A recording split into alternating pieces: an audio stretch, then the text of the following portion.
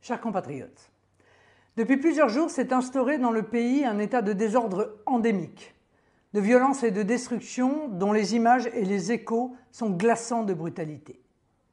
Dans une république qui se respecte, aucun événement, même dramatique, aucune raison, même émotionnelle, ne peut légitimer une anarchie qui veut s'installer. Les atteintes aux personnes et aux biens, les attaques contre les policiers et les pompiers, les mises à sac de mairies, les incendies d'écoles ou les pillages de magasins. Les politiques ou les syndicats politisés qui ont pris la responsabilité d'exonérer moralement ces agissements criminels sont d'eux-mêmes sortis du champ républicain. Ils en porteront une responsabilité indélébile devant la nation et l'histoire, même lorsqu'ils seront débordés par le mouvement de violence insensé qu'ils ont encouragé, voire initié. J'appelle tous les citoyens à se défier de ces forces antirépublicaines et extrémistes qui, par leurs appels indirects à la sécession et leur connivence avec la violence, conduisent le pays sur les chemins terribles du désordre. Ces violences récurrentes depuis des années sont désormais à des niveaux jamais atteints et touchent maintenant tout type de communes, de la plus petite jusqu'au centre des grandes villes, y compris le cœur de la capitale.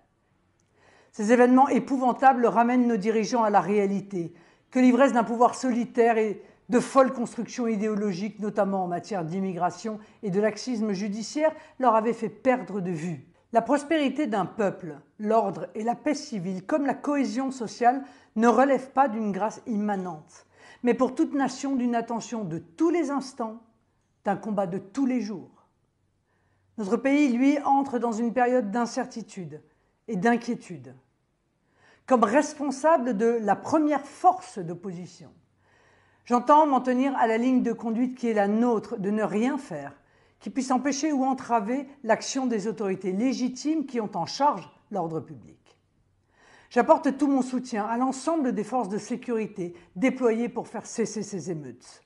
De mon côté, j'appelle à la cessation des violences, soit par l'intervention spontanée, comme ces parents admirables de courage et de civisme qui vont chercher leurs enfants entraînés dans des folies destructrices, soit, dès que cela est nécessaire, par la force légitime de la loi et de la justice. Face à des hordes prises d'une rage destructrice, une rage sans limite, il n'y a pas d'autre solution immédiate que le retour à l'ordre républicain par le biais de couvre-feu sectoriel et, si la situation devait perdurer ou s'aggraver, par la déclaration de l'état d'urgence. Il est essentiel que toutes les forces de l'État, souvent dispersées à l'extérieur ou dans des actions subalternes, se concentrent sur la situation intérieure d'un pays qui, dans toute son histoire, a su vaincre les forces d'asservissement.